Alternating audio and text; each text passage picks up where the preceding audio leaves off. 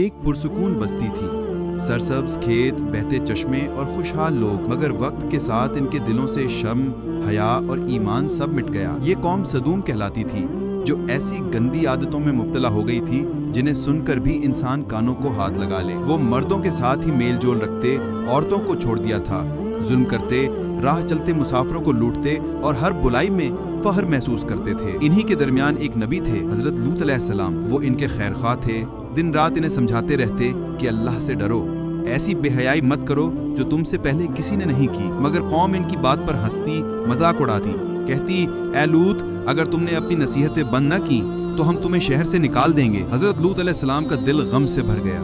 وہ جانتے تھے کہ یہ لوگ اپنی حد سے گزر چکے ہیں۔ انہوں نے اللہ سے دعا کی، اے میرے رب، ان ظالموں کے مقابلے میں میری مدد فرما۔ کچھ دن بعد 3 خوبصورت نوجوان ان کے شہر میں آئے۔ وہ دراصل اللہ کے فرشتے تھے جو انسانوں کی صورت میں بھیجے گئے تھے۔ پہلے وہ حضرت ابراہیم علیہ السلام کے پاس گئے۔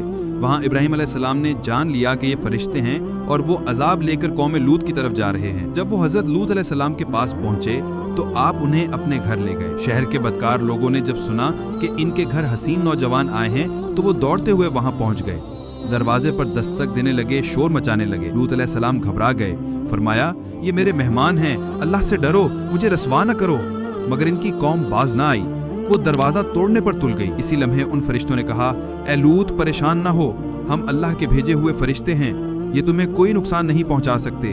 صبح ہوتے ہی ان پر اللہ کا عذاب نازل ہوگا، تم اپنے گھر والوں کے ساتھ رات کے اندھیرے میں نکل جاؤ، مگر پیچھے مڑ کر نہ دیکھنا۔ رات ہوئی تو لوط علیہ السلام اپنے اہل ایمان لوگوں کو لے کر بستی سے نکل گئے۔ ان کے دل دھڑک رہے تھے، فضا میں عجب خاموشی تھی، مگر ان کی بیوی جو دل سے ایمان نہیں لائی تھی پیچھے مڑ کر دیکھ بیٹھی اور فوراً پتھر کی مجسمہ بن گئی۔ جیسے ہی صبح کی پہلی روشنی پھوٹی، آسمان سے ایک ہولناک آواز گونجی، زمین لرز اٹھی اور فرشتوں نے بستیوں کو جڑ سے اکھاڑ کر الٹ دیا۔